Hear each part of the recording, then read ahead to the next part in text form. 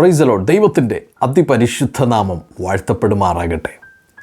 ജീവിതത്തിൽ ഉള്ള പ്രതീക്ഷകളെല്ലാം അസ്തമിച്ച് ഇനി മുൻപിലേക്ക് ഒരു വഴിയും കാണുവാനായിട്ട് കഴിയാതെ മരണം മാത്രമാണ് ഇനി എൻ്റെ മുൻപിലുള്ളത്. മരണത്തെ മുഖാമുഖം കണ്ടുകൊണ്ട് ഞാൻ ആയിരിക്കുന്നു. എന്നെ സഹായിപ്പാനോ എൻ്റെ നിസ്സഹായ അവസ്ഥ കാണുവാനോ ഒരു മനുഷ്യനുമില്ല.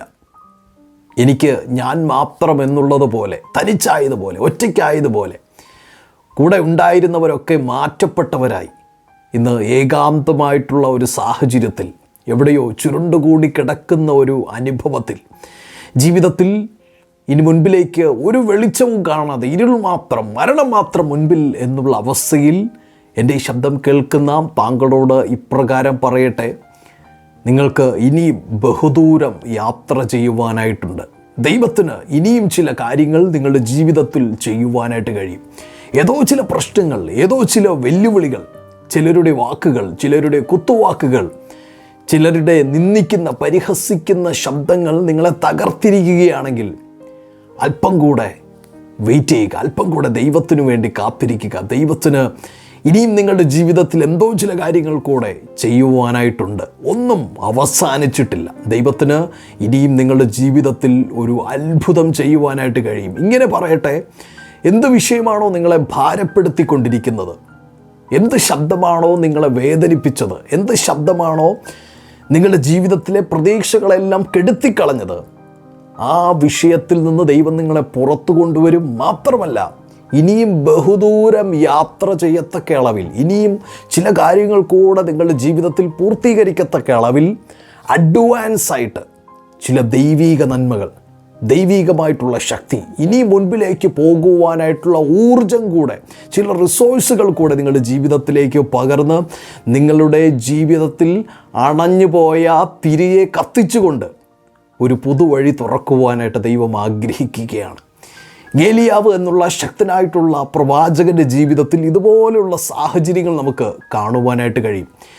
1 രാജാക്കന്മാർ 19-ാമത്തെ അധ്യായത്തിലേക്ക് നാം കടന്നു വരുമ്പോൾ അതിനു മുൻപിലുള്ള 2 അധ്യായങ്ങൾ, 1 രാജാക്കന്മാർ 17-ാമത്തെയും 18-ാമത്തെയും അധ്യായങ്ങളിൽ കാണുന്ന ഏലിയാവിൽ നിന്ന് വളരെ വ്യത്യസ്തനായിട്ടുള്ള ഒരു ഏലിയാവിനെയാണ് 19-ാമത്തെ അധ്യായത്തിൽ നമുക്ക് കാണുവാനായിട്ട് കഴിയുക.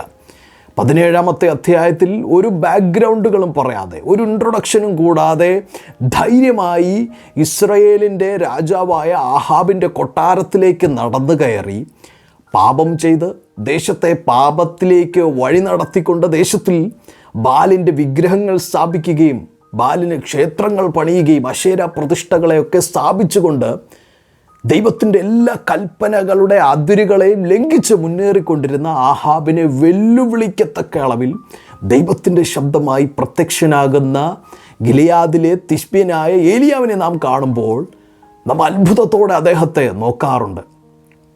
രാജാവിൻ്റെ മുഖത്തേക്ക് നോക്കി ദൈവത്തിൻ്റെ ആലോചന വിളിച്ചു പറഞ്ഞ ഏലിയാവ് തുടർന്ന് കെരീത്ത് എന്നുള്ള തോട്ടിനരികെ പോയി ഒളിച്ചു പാർക്കേണ്ടിയ സാഹചര്യം ഉണ്ടാകുമ്പോഴും തന്നെ വിളിച്ച ദൈവത്തിൻ്റെ മുഖത്തേക്ക് നോക്കി ഒരു പരിഭവങ്ങളും പറയാതെ രാവിലെയും വൈകുന്നേരവും തനിക്ക് കാക്കയിലൂടെ ലഭ്യമാകുന്ന ഭക്ഷണം കഴിച്ച് തൃപ്തി പ്രാപിച്ച് അങ്ങനെ മുൻപിലേക്ക് നടന്ന ഏലിയാവ് സാരാഭാത്തിലെ വിധവയുടെ ഭവനത്തിൽ തനിക്കൊരുക്കപ്പെട്ട ഭക്ഷണവും വെള്ളവും കുടിച്ചുകൊണ്ട് മുൻപിലേക്ക് നയിക്കപ്പെട്ട ഏലിയാവ് തുടർന്ന് നാം കാണുന്നത് പോലെ മരിച്ചുപോയ ഒരു മകനെ ഉയർത്തെഴുന്നേൽപ്പിക്കുവാൻ ദൈവത്തിൻ്റെ ശക്തിയാൽ തൻ്റെ ദൈവം സഹായിക്കുകയും അങ്ങനെ ഒരു മരിച്ച ഒരു ശവശരീരത്തെ ഉയർത്തെഴുന്നേൽപ്പിച്ച ഏലിയാവ് ബാലിൻ്റെ 450 പ്രവാചകന്മാരെ വാളിൻ്റെ വായ്ത്തലയാൽ വെട്ടിക്കളഞ്ഞുകൊണ്ട് ദൈവത്തിനു വേണ്ടി നിന്ന ഏലിയാവ് സ്വർഗത്തിൽ നിന്ന് തീയിറക്കി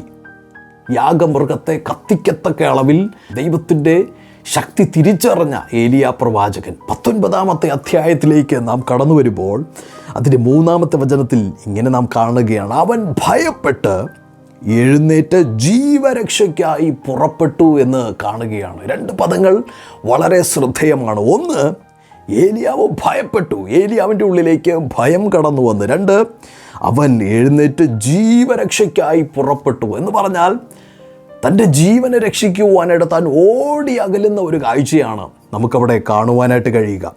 തീർന്നില്ല.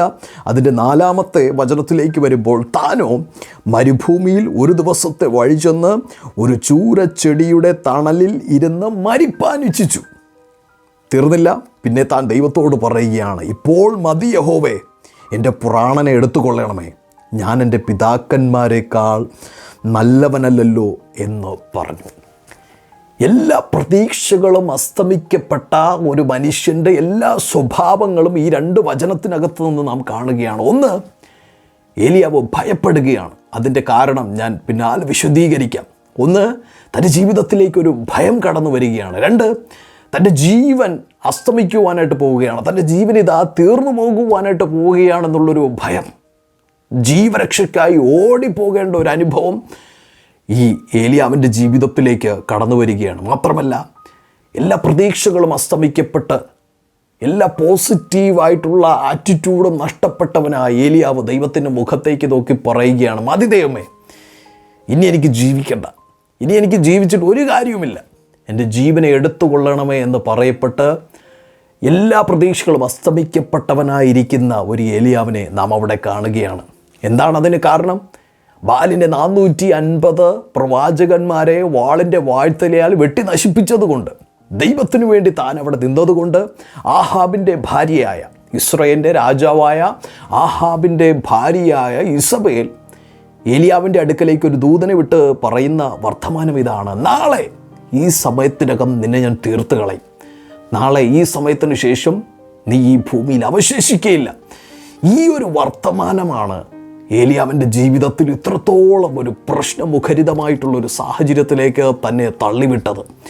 ഇത് പകലിൽ എൻ്റെ ഈ വാക്കുകൾ കേൾക്കുമ്പോൾ ഏതോ ചില ശബ്ദങ്ങൾ, ഒരുപക്ഷെ നമ്മുടെ കൂടെ നിന്ന ആരോ നമുക്ക് വിരോധമായി പറഞ്ഞ ഒരു ശബ്ദമായിരിക്കാം, അല്ലെങ്കിൽ ദേശത്തിൽ അറിയപ്പെടുന്ന ഒരു മന്ത്രവാദി പറഞ്ഞ ചില വാക്കുകളായിരിക്കാം, ആരിലൂടെയോ കേട്ട ചില നെഗറ്റീവായിട്ടുള്ള ശബ്ദങ്ങളായിരിക്കാം. ഒരുപക്ഷെ നിങ്ങളുടെ ശരീരത്തിൻ്റെ അവസ്ഥ കണ്ട് നിങ്ങൾ ചികിത്സിച്ച ഡോക്ടർ ഒരുപക്ഷെ നിങ്ങളോട് പറഞ്ഞിരിക്കാം, ഇനി അധികകാലം നിങ്ങൾക്ക് ജീവിക്കുവാനായിട്ട് കഴിയില്ലെന്ന് പറഞ്ഞിരിക്കാം. ഇതെല്ലാം മാനുഷികമായിട്ടുള്ള ശബ്ദങ്ങളാണ്.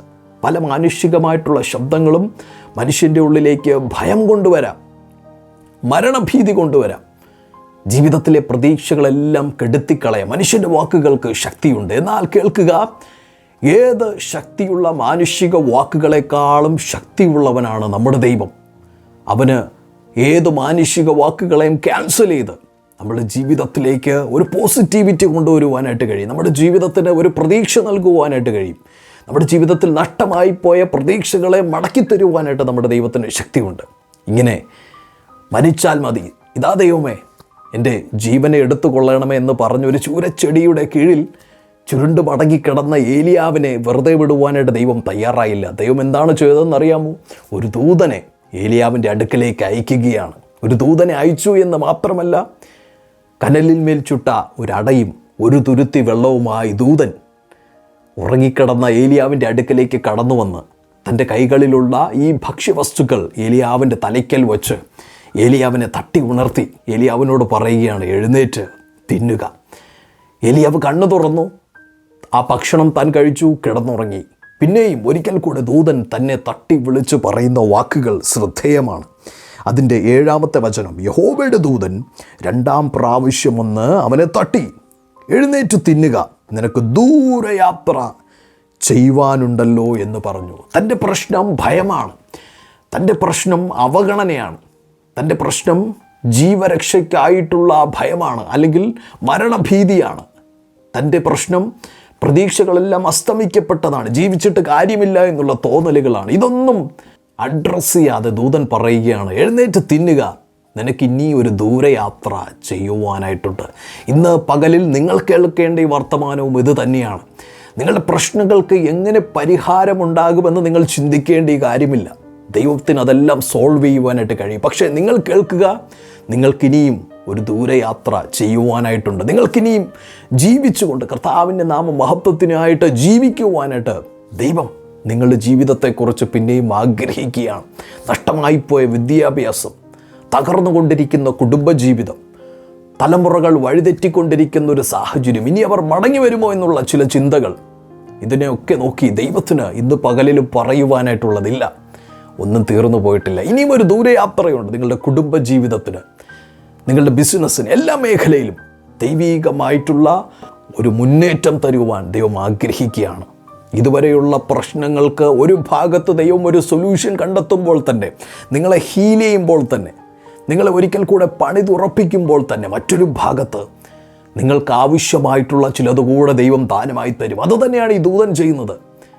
കനലിൽ ചുട്ട അടയും ഒരു തുരുത്തി വെള്ളവും കൊടുത്തതിന് ശേഷം ദൂതൻ ഏലിയാവിനോട് പറയുകയാണ്, ഇനി നിനക്ക് ദൂരയാത്ര ചെയ്യുവാനായിട്ടുണ്ട്. തൊട്ടടുത്ത ഭാഗത്ത് നാം കാണുന്നത് ഇത് കഴിച്ച് തൃപ്തി പ്രാപിച്ച ഏലിയാവ്, അതിൻ്റെ 9-ാമത്തെ വചനത്തിൽ ഇങ്ങനെ കാണുന്നു, അവൻ എഴുന്നേറ്റ് തിന്നു കുടിച്ചു. ആ ആഹാരത്തിൻ്റെ ബലം കൊണ്ട് 40 പകലും 40 രാവും ദൈവത്തിൻ്റെ പർവ്വതമായ ഹോറേബോളം നടന്നു. ഒരു ബിരിയാണിയോ ഒരു കുഴിമന്തിയോ ഒക്കെ കഴിച്ചാൽ ഒരുപക്ഷെ 2-3 ദിവസം നമുക്ക് ആരോഗ്യത്തോടെ നിൽക്കുവാനായിട്ട് കഴിയും. എന്നാൽ ദൈവത്തിൽ നിന്നുള്ള ഭോജനം, ദൈവത്തിൽ നിന്നുള്ള പ്രൊവിഷൻ, ദൈവത്തിൽ നിന്നുള്ള റിസോഴ്സ്, ദൈവത്തിൽ നിന്നുള്ള വാക്ക് കേട്ട ഏലിയാവിന് കനലിന്മേൽ ചുട്ട അടയും ഒരു തുരുത്തി വെള്ളവും ധാരാളമായിരുന്നു.